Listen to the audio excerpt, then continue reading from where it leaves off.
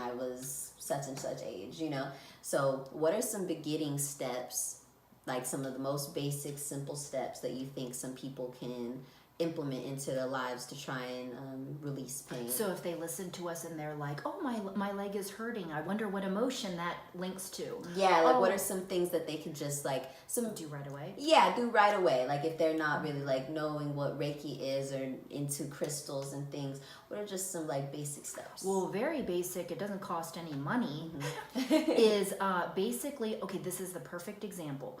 Your stomach, because when I started getting into this, your body can heal yourself. Yes. Your stomach hurts. Let me put my hand on it. My stomach hurts. Or people get in the fetal position. Yes. All you got to do is on the leg, put your hands on your leg for a few minutes and focus on it not hurting. Like I was telling you today. That's true. So this positive talk in the present is there is no pain.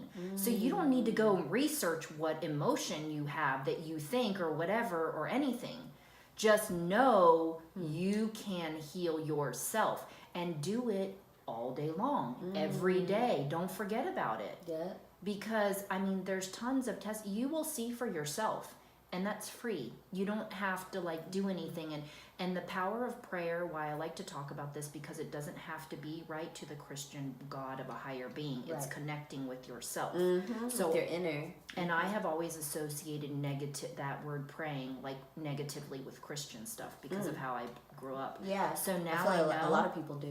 Yeah. So if that doesn't relate to you, like, oh, praying, like, I'm not going to do that. Yeah. But if you think about it in a way of like you can heal yourself, you just can't just do it the one time, just like an essential oil. You can't just put an essential oil on there. Okay, headache's gone. That's it. It's a wrap. Yeah, that's all. Anything you want to heal, if you have a cut or a burn, you need to put it throughout the day, whatever it is the natural treatment is that you're using. So it's got to be repetitive. You got to really believe it and have good intention that you know it's going to heal. So am I doing that with a broken foot? No.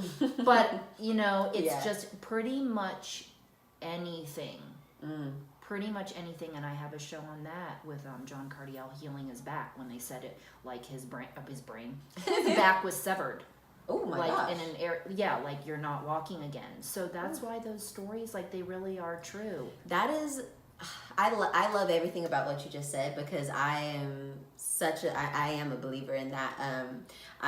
There's a man, his name is Dr. Bruce Lipton, and he talks about something called the biology of belief. Yeah. And that is exactly what you just said. You know, like not going so far as to, like you said, you have a broken foot or you're bleeding out and you just put a hand over your blood and just like, I'm going to stop bleeding. No, it's not that well, deep, there's a need for medical care. Yeah, there's a need for medical care. Let's all get that one thing straight. And also want to say that there's also no shame in taking medications and, like, you know, taking antibiotics, whatever it is that you need to take medicine for, you have a disease for, you know, do what you do. There's no shame in that at all.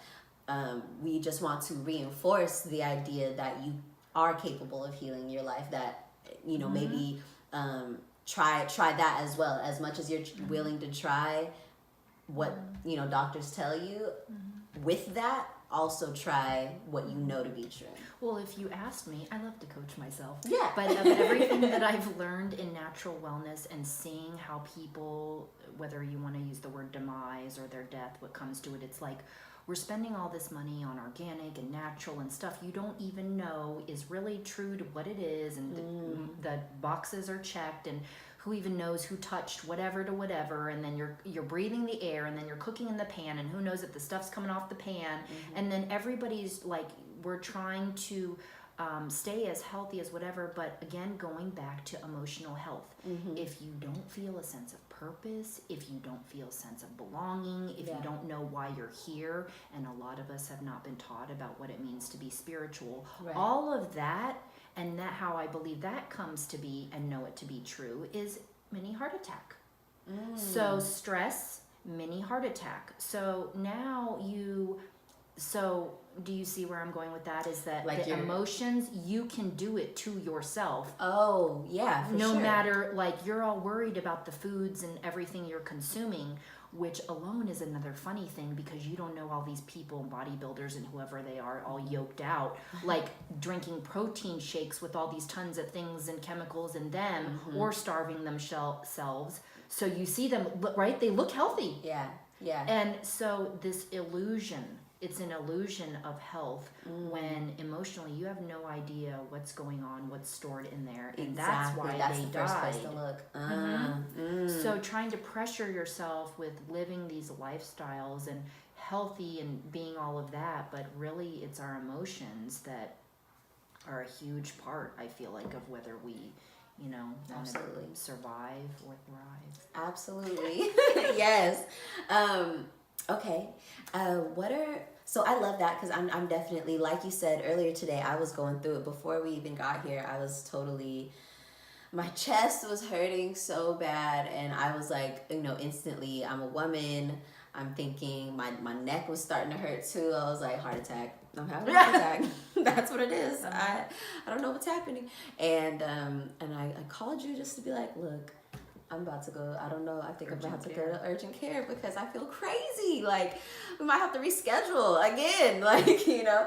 And what you told me about, like, focusing on the location, sending light to it, and telling yourself that there is no pain and to just sit there no matter how long it takes and just breathe through it. But I mean, and you definitely told me, like, if you have to go to the doctor, do what you do, you know what I mean? But also before freaking out and taking it to the next level, remember, it could be a mixture of anxiety and something else. So when I sat there and I just breathed through it, like, my body just started releasing on its own. Like, it ended up being gas, everyone. So there's that. So but I started burping all over the place and feeling so much better. And then I was like, okay, I'm ready to do the podcast now. But like you said, like, that was a perfect example of recognizing that you have the tools to heal yourself, that, you know, anxiety can lie to you hardcore, you know, and really take you down this dark rabbit hole. And so I love that I have people in my life to remind me to do those things.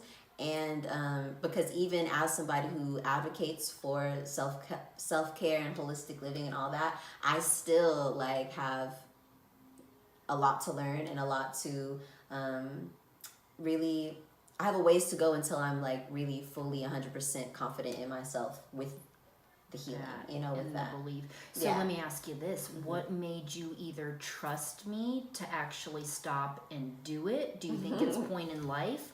Or do you think, like, what made you even not just go to urgent care right away? You know, I think it's more so, that was good. I think, one, I feel like even though I don't know you a whole bunch, I've had enough conversations with you to know that you are like that you are in the lifestyle, you know? But also, I really believe that spirit, the universe, sends messages, you know, through people and through things and situations and circumstances. And so when I called you, I wasn't expecting you to say what you said, you know what I mean, and give me the advice that you gave me. But it was like something that my mom would say, you know what I mean? Like, who's also very much into this, and or something that somebody who, like, a healer would say, you know, and just kind of, or something that, shoot, honestly, at the end of the day, I think it felt like something I would say to someone else, or I would say to myself. So it sounded like I was talking to myself, but through you, you know? And so I think that that's what really got me, because I was like, You're right.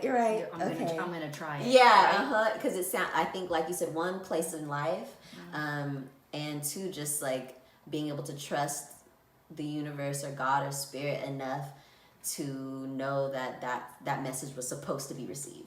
You know, it was, because you could have said it to somebody else and they'd be like, oh shit, okay, yeah, guess we got to reschedule. Like, exactly. It would have been that. Like, you came with another, like, with a real, like, solution, and, like, took time out of your day to just, like, you know, help me through it. And I mean, I don't even, you know, yeah, it was just great. It was awesome. It was totally meant to be, and I feel so much better now. So, well, you know, also too, though, that reminds me, is people being patient with themselves, because you still had to get in the car. I said, sit there. Yeah, like, sit there a minute. So I think people are so impulsive and quick that every time. So even in a stress moment that happens, And then I think just people repetitively, like, that's the program every day and they're just used to it. Yeah. They need somebody maybe to come and tell them to stop. Yeah. Okay? Uh-huh. Just stop. Just hold on, wait. Yeah. Yeah, you're absolutely right. Okay, so the last question I have for you is before you were kind of telling us about how, like how as an esthetician, if you break out on certain forms